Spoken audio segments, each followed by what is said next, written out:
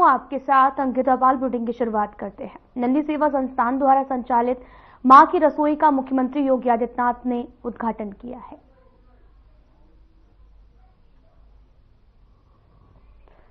CM Yogi Adityanath Prayagraj पहुंचे हैं। मां की रसोई का उद्घाटन करते नजर आए।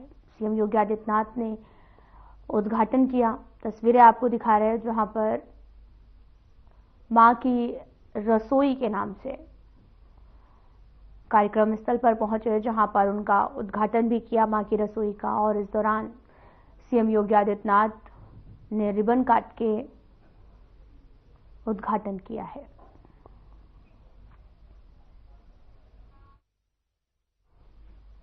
मुख्यमंत्री योगी आदित्यनाथ ने महाकुंभ मेला क्षेत्र में आकाशवाणी के एफएम रेडियो चैनल का शुभारंभ किया है।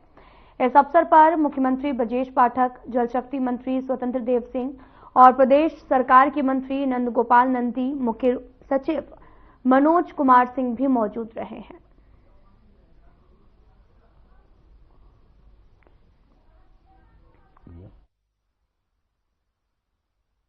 मैं सबसे पहले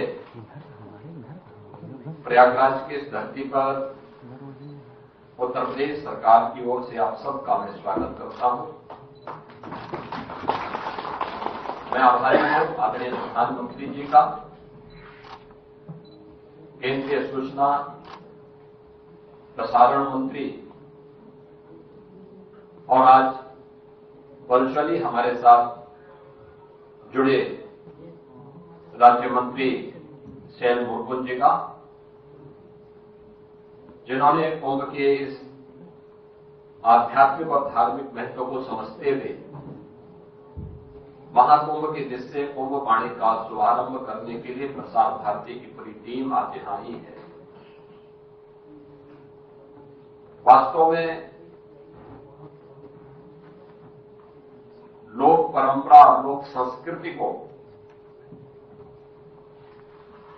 आम जन तक पहुंचाने के लिए हमारे पास जो सबसे पहले कोई एक माध्यम था वह था आकाशवाणी का। मुझे याद है हम लोग बचपन में आकाशवाणी के माध्यम से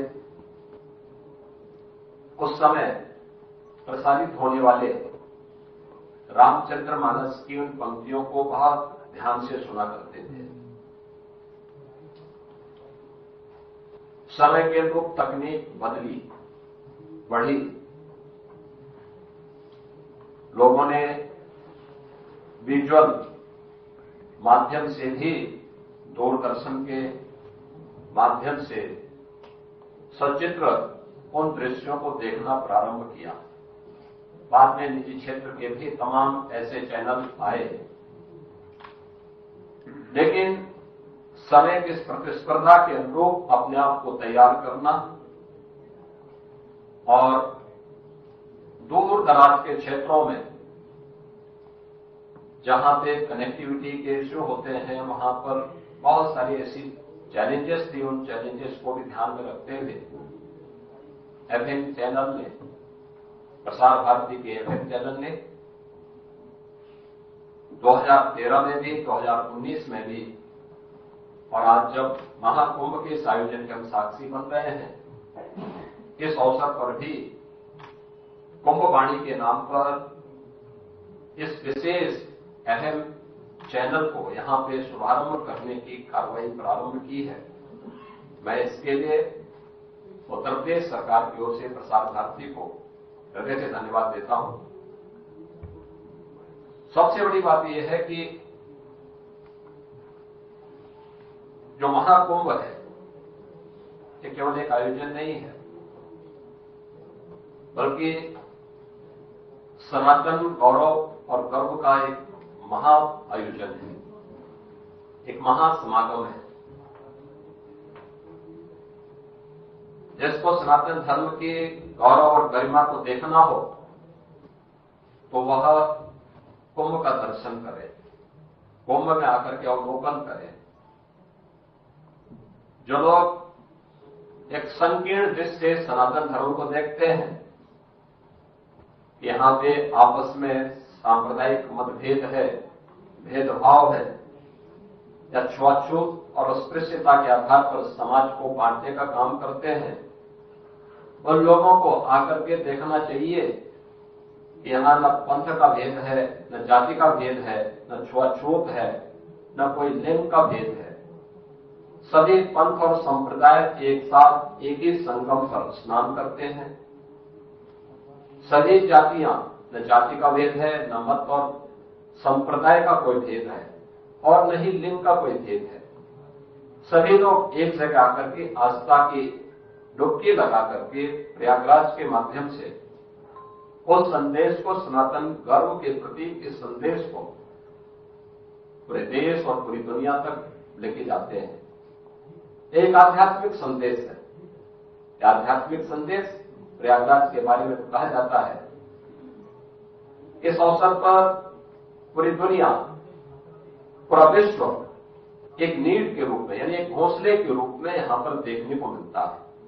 दुनिया के भी बहुत सारे लोग, बहुत सारे श्रद्धालु, आपने प्रयागराज मेले के अंदर देखा होगा, अभी से उनका आगमन शुरू हुआ है। वे देखना चाहते हैं अध्यात्म की गहराइयों में,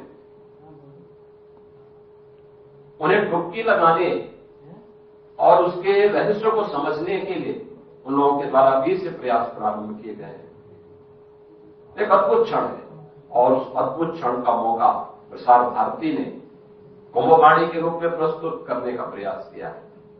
यानी पूरे दिन भर का प्रातः काल ब्रह्म मुहूर्त से लेकर के देर रात्रि तक न केवल कुंभ के कार्यक्रमों को आंखों देखा हाल के माध्यम से, बल्कि महाकुंभ के आयोजन के साथ जुड़े हुए हमारे धार्मिक उद्धरणों को भी, चाहे वह श्री रामचरितमानस के गायन का हो, श्रीमद् भगवत गीता का हो या अन्य वैदिक शास्त्रों का, पुराणों का, उपनिषदों के उन उद्धरणों को महाकुंभ के रहस्य के बारे में, उसके धार्मिक, उसके आध्यात्मिक, उसके सांस्कृतिक और उसके सामाजिक और आर्थिक पहलुओं को भी ध्यान में रख करके इस आयोजन का साक्षी हम सबको दूर दराज के गांवों में, मुझे लगता है कि यह फैलाने का काम कुंभवाणी, आकाशवाणी और प्रसार भारती करेगी। एक सुनहरा अवसर है। मुझे लगता है कि जब भी हम सनातन धर्म के इस गौरव को पूरी ईमानदारी के साथ आगे बढ़ाएंगे, तो मान करके चलिए कि आम जन के मन में उसके प्रति श्रद्धा का भाव होगा और जो आज एक टीआरपी की लड़ाई है उसमें फिर से प्रसार भारती आगे बढ़ने में सफल हो सकता है। ये हम लोगों ने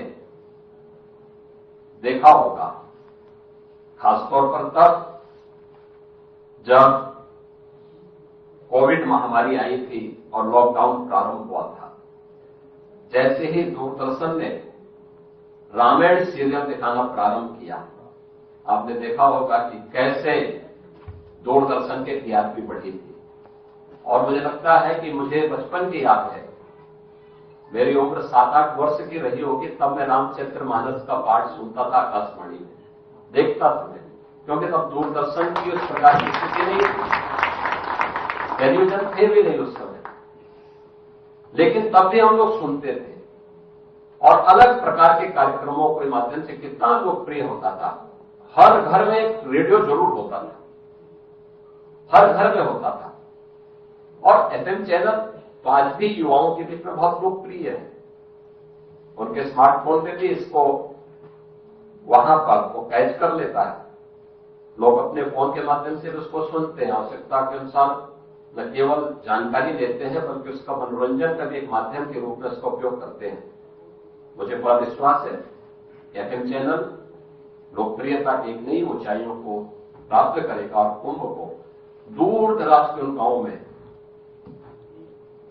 जो लोग चाहते भी यहां नहीं पहुंच पाते, क्योंकि एक बड़ी आबादी ऐसी है जो लोग अपने किन्हीं कारणों से यहां नहीं पहुंच पा रहे हैं, उन तक हम पहुंचेंगे टेक्नोलॉजी के माध्यम से, इस प्रकार की सुविधाओं के माध्यम से, और वह सजीव प्रसारण उनके माध्यम से हम उनके सामने कर पाएंगे। तो मुझे लगता है कि उनको भी सनातन गौरव के इस महासमागम को जानने सुनने वाले वाली पीढ़ी को बताने का एक अवसर प्राप्त होगा। मैं इस अवसर पर एक बार फिर से प्रसार भारती को हृदय से धन्यवाद देता हूं और उनके इस पूरे कार्यक्रम के प्रति अपनी शुभकामनाएं देता हूं। धन्यवाद। जय हिंद। भारत के सत्य, सनातन और हिंदू धर्म के सबसे बड़े पर्व महाकुंभ 2025 का आगाज हो चुका है। संगम नगरी में देश विदेश के ख्याति प्राप्त संतों और भारत के प्रसिद्ध सनातनी परंपरा के अखाड़ों का जमावड़ा लग चुका है। महाकुंभ में अभी प्रधानमंत्री नरेंद्र मोदी और मुख्यमंत्री योगी आदित्यनाथ ने महाकुंभ को भव्य, दिव्य, अद्भुत और विश्व स्तरीय बनाने के लिए दिन रात एक कर दिया है। सरकार ने दुनिया के तमाम देशों को महाकुंभ की अलौकिक नगरी का दर्शन करने और इसी बहाने भारत की पुरातन सभ्यता और संस्कृति से विश्व को अवगत कराने के लिए संगम नगरी पधारने का आमंत्रण भेजा है। साधना ग्रुप और भारत ब्रॉडकास्टिंग लिमिटेड ने महाकुंभ के महात्म्य से दुनिया को परिचित कराने के लिए भी नई दिल्ली के रशियन कल्चर सेंटर में शानदार आयोजन किया गया, जिसमें डॉक्टर दिनेश शर्मा मुख्य अतिथि के रूप में शामिल हुए हैं।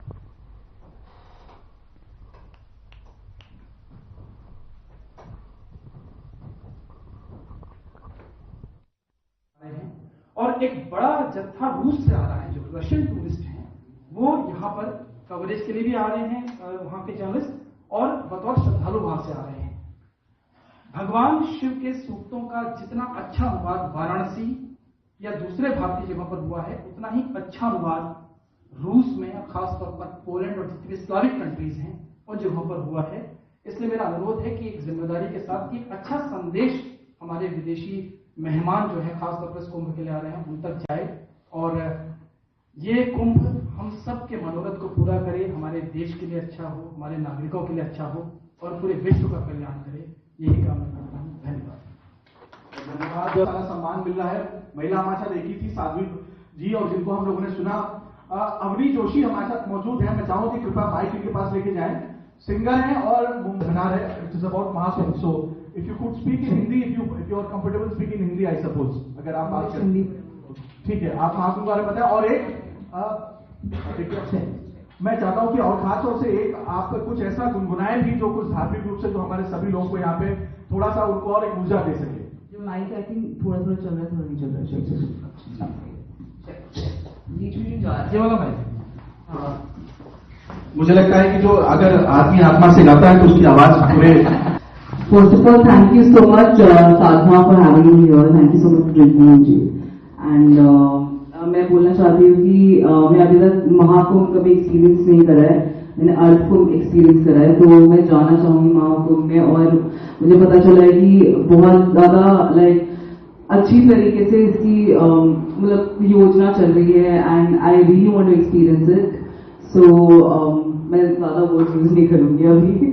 तो एक गाना मैं गाना चाहूंगी, शिव तांडव स्तोत्र, जो मैंने गाया और बहुत चला है मेरा शिव तांडव स्तोत्र for this situation, because it's about piece and harmony and I think unity. तो शिव तांडव स्तोत्र मैं आपके लिए प्रेजेंट करती हूँ। जटाटवी गलत जल प्रवाह पावित स्थले गले लंबे लंबिता भुजंग तुंग मालिका डमट डमट डमट डमन निनाद वड्डमर्वयं चकार चंड तांडवं तनोतु न शिव शिवं जटाकटाह संभ्रमं भ्रमन्निलिम्प निर्जरि विरोजरि विचल्लरि विराजमान मूदन धग धग धग ज्वलल लाट पट्ट पावके किशोर चंद्रशेखर ऋतः प्रतिक्षणं मम। ओम शिवाय ओम शिवाय ओम। Thank you. मैं थोड़ी नर्वस हो गई थी आप सबके सामने। इसके बारे में बहुत बात कर रहे हैं और पूरी दुनिया बहुत गौर से हमको देख रही है, तो इसलिए इसमें हम सब की जिम्मेदारी बहुत ज्यादा बढ़ जाती है कि हम सब जब महाकुंभ में जाएं तो इस बात का विशेष ख्याल रखें कि जो हमारे जो गेस्ट जो बाहर से आ रहे हैं उनको उनके सामने एक भारत की सशक्त इमेज की बात, हम लोग बहुत हाइपरबोल होते हैं इस बात को कहने में कि भारत अब जो है दुनिया की तीसरी बड़ी इकॉनमी बढ़ने के लिए बढ़ रहा है और हम जो है मिलिट्री इतना हमारा पावर है, इकोनॉमिक पावर है और बहुत सारी चीजें, लेकिन उसका जो जेस्चर जो हम शो करेंगे वो कुंभ जैसे आयोजन में दुनिया बहुत चकित होकर के देख रही कि कौन सा ऐसा आयोजन है जिसको कहते हैं कि बिगेस्ट एक्स्ट्रावेगेंजा ऑन अर्थ, कि इतना बड़ा अमृता का भाव लेकर के जाएंगे दूसरों के लिए। पहले ये सोचेंगे कि बहुत भीड़ होती है और बहुत ज्यादा व्यवस्था की वहां पर जरूरत भी है, जिसको किया भी गया है, लेकिन वो व्यवस्था बनाने के लिए हम सब उसके लिए जिम्मेदार हैं। एक चीज। दूसरी बात, मुझे ये लगता है कि इसके साथ ही साथ यहाँ पर जो सारे लोग होंगे वो सब बहुत उत्सुक होंगे कुंभ में जाने के लिए, तो जरूर जाइएगा, क्योंकि अभी जिस तरह से कहा गया कि ये 144 सालों के बाद ये ऐसा अवसर आ रहा है, तो 144 साल तो बड़ी बात हम लोग को जीने वाले नहीं, तो ये ऐसा अवसर जो है इसको बिल्कुल मत छोड़िएगा। ये 45 दिनों तक चलेगा, 13 तारीख से लेकर के और 26 तारीख तक, 26 फरवरी तक, तो एक दिन तो जरूरी निकाल लीजिएगा, जरूर जाइएगा, क्योंकि ये अवसर दोबारा जीवन में नहीं है। तो बस मैं इतना ही कहना चाहता हूँ। बहुत बहुत धन्यवाद जी, आपने बहुत अच्छी बात रखी। और हम इससे पहले कि प्रदीप भंडारी जी के ज्यादा लोग जाएं तो अच्छा है, क्योंकि विश्व के पूरे विश्व के बहुत सारे लोग इसमें स्नान करने के लिए जाएंगे और स्नान करने से बहुत फायदा होता है। जो भी हमारे द्वारा किए गए पाप होते हैं या वो दूर हो जाते हैं, और किए या नहीं किए वो भी पाप दूर हो जाते हैं, इसलिए वहां जाना बहुत अच्छा होता है। और अमृत कलश जब गिरा था, अमृत की जो छींटे गिरे थे 4 जगह पे, वहां पे कुंभ होता है, लेकिन 6 साल बाद की महत्वता, उसके बारे में, उसकी जो व्यक्तित्व है खासतौर से महाकुंभ का, और उसकी इस बार 2025 की उपस्थिति के बारे में आज से बेहतर कोई बता नहीं सकता है, क्योंकि 2019 में आपने आदरणीय मुख्यमंत्री योगी आदित्यनाथ जी के साथ सहायक नहीं बल्कि उनके साथ मुख्य रूप के साथ मिलकर के इस कुंभ को आपने पूरा सहज इतना बेहतरीन बनाया था, और इस बार 2025 में भी आप उसके साक्षी बनने जा रहे हैं।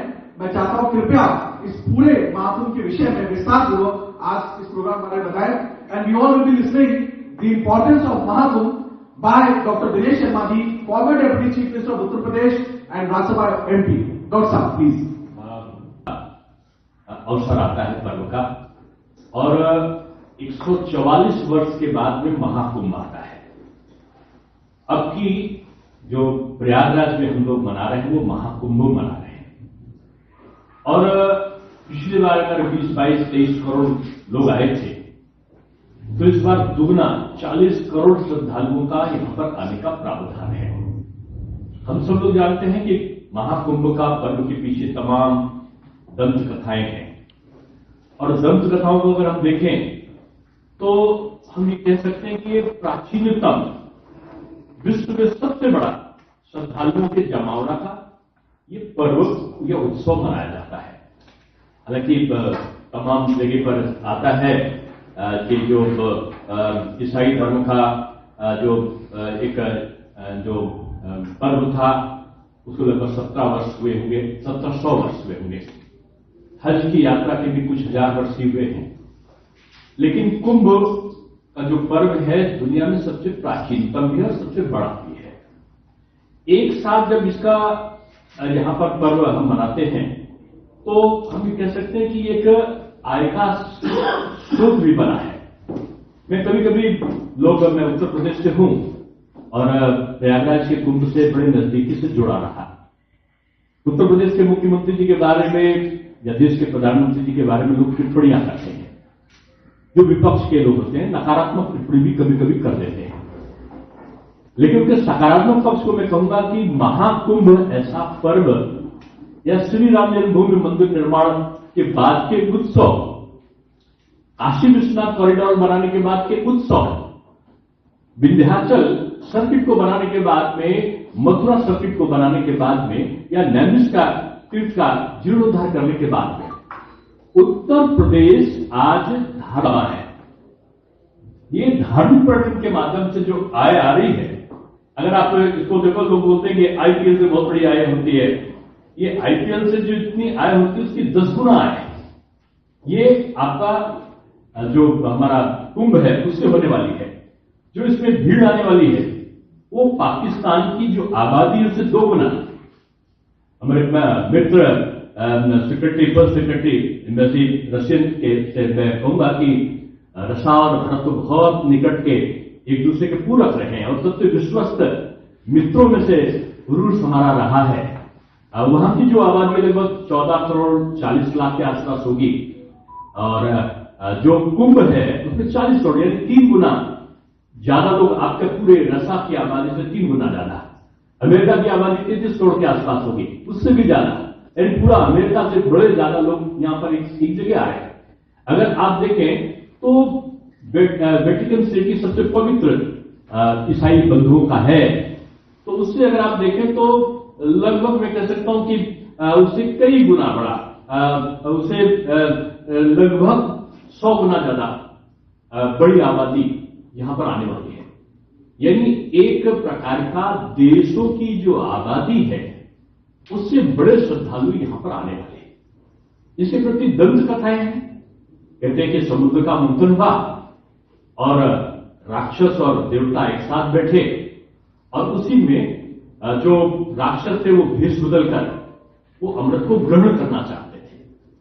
तभी देवताओं ने कौवे का वेश धारण किया और कुंभ के जो पवित्र अमृत का कुंभ का था उसको उठा के ले गए। शनिदेव की, सूर्यदेव की, इंद्रदेव का, सबका योगदान उस अमृत के रक्षण में रहा। और जो वो कुंभ जिसको बोलते हैं घड़ा था, मटका था जिसमें था, वो टूटे ना, इसके लिए लेकर अब वो चले पक्षी के रूप में उठाकर पता चलता है कि कुछ बूंदें जिन स्थानों पर हुई जैसे नासिक, हरिद्वार, प्रयागराज, तो इन जगहों पर हम लोग कुंभ मनाते हैं। ये कुंभ है, अर्धकुंभ है और महाकुंभ है। 144 साल के बाद पड़ने वाला ये पर्व महाकुंभ के नाम से अब प्रयागराज में हम लोग इस 13 जो हमारी जनवरी है, जिसमें हम कहते हैं कि हमारे अच्छे दिनों की शुरुआत होती है। हम लोग मकर संक्रांति का पर्व मनाते हैं, सूर्य उत्तरायण से एक प्रस्थान में प्रविष्ट करता है। तो ऐसे समय का जो मनोरम दृश्य है, मैं निखिल सिंह जी का आपसे सबसे परिचय कराना चाहूंगा। वरिष्ठ पत्रकार हैं, वर्तमान में दूरदर्शन में कार्यरत हैं और खासतौर से हमारे साथ में हमारे स्वामी जी और योग के बहुत बड़े जानकार महाराज जी भी हमारे साथ मौजूद है। महाराज जी, आपसे भी हम अपना समय लेंगे। आज आपने खासतौर से जब महाराज जी को इंट्रोड्यूस करवाया, क्योंकि रजनीश यादव जी जो खासतौर से अधिवक्ता हैं और उन्होंने बोला कि आप इनको जरूर आप इनको आज के कार्यक्रम बुलाएं, तो हमने बोला कि ये धर्म के ऊपर बातचीत होगी। तो उन्होंने बोला देखिए योग से ही धर्म आता है और धर्म से योग आता है। तो उन्होंने एक बहुत अच्छी बात रखी, आप उस बात को आज हमारे समक्ष रखिए, क्योंकि ये जो कार्यक्रम है मात्र 30 से 40 लोगों के बीच का कार्यक्रम नहीं है। साधना के सभी चैनल्स पर ये लाइव टेलीकास्ट और स्पेशल कवरेज हो रहा है। साथ में टीवी एशिया जो नॉर्थ अमेरिका का चैनल है उस पर भी विशेष कवरेज है। तो आपकी बात सिर्फ मात्र इस कमरे में नहीं है, जब बल्कि देश के अन्य चैनल्स में और करोड़ों होता है आपकी बात है। तो कृपया बात को आपके समक्ष रखेंगे, भले आप अंग्रेजी में बोलें, कोई दिक्कत नहीं है। सपना जी, थोड़ा आप आइए यहाँ पे। आज इस कार्यक्रम का उद्देश्य जो है हमारे ब्यूरो हेड है वो आपने खासतौर से क्योंकि लोगों को आपने काफी बुलाया और उनको बताया, तो क्या कंसेप्ट था जिसको आपको लगता है कि आज के कार्यक्रम को हम लोग कर रहे हैं? सबसे पहले तो आप सबको थैंक यू। आप लोग यहाँ बहुत शॉर्ट पीरियड में हमारे इन्विटेशन पर यहाँ पर मौजूद हैं। और ये जो हमारा कार्यक्रम है महाकुंभ को लेकर, हमारे देश में आज तक बहुत सारे कुंभ मनाए गए, लेकिन ये महाकुंभ का अवसर है, एक स्तर पर कभी मनाया नहीं गया है, तो ये हम सब के लिए गर्व की बात है। तो हमारा चैनल भी चाहता है कि इसको एक नई दिशा देकर सबके सामने हम लोग इसे प्रस्तुत करें, अपने सारे चैनल्स के माध्यम से हम सबको बताएं कि महाकुंभ और हिंदू धर्म इनिशिएट रहा जो हमें प्रमोट कर रहे हैं, हमारे धर्म को प्रमोट कर रहे हैं। उसके लिए specially we are thanking to Russian culture centre. और इसके अलावा मैं चाहूंगी कि आगे आप बताएं। धन्यवाद सपना जी। क्योंकि जब हम कोई काम करते हैं तो अपनी टीम को हम अपने साथ हमेशा लेके चलते हैं। तो हमें अपनी टीम मेंबर जिन्होंने इस पूरी भूमिका निभाई है उस पूरे आयोजन में, उनको हम जरूर आपके समक्ष रखेंगे। हमारे और भी टीम मेंबर्स हैं, हम उनको आपको बारी बारी से इंट्रोड्यूस कराएंगे। और आचार्य शैलेश तिवारी जी के पास चलने से पहले हम गजेंद्र सिंह शेखावत जी का एक मैसेज हम सुनेंगे और आचार्य शैलेश तिवारी जी को मुझे लगता है यहाँ पे मौजूद जितने भी लोग हैं उनको वो जानते हैं। देश के किसी भी चैनल पे आप इनको देख सकते हैं, सुन सकते हैं, और भारतीय संस्कृति को ऊंचाइयों तक ले जाने में अगर किसी ने सबसे बड़ा योगदान जिन विशेष लोगों ने किया है इस देश में, उसमें आचार्य शैलेश तिवारी जी की भी अहम भूमिका है। आप महाराज जी आए यहाँ पे, हम आपको पूरी तरीके से सुनेंगे। उससे पहले हम गजेंद्र सिंह शेखावत जी का एक मैसेज आपके पास सुनेंगे।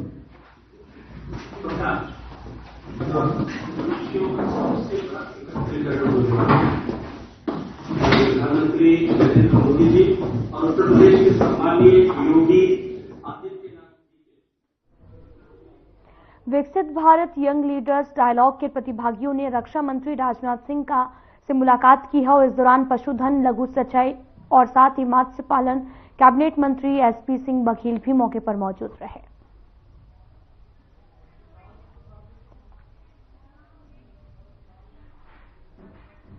फिलहाल वीडियो में इतना ही। नमस्कार।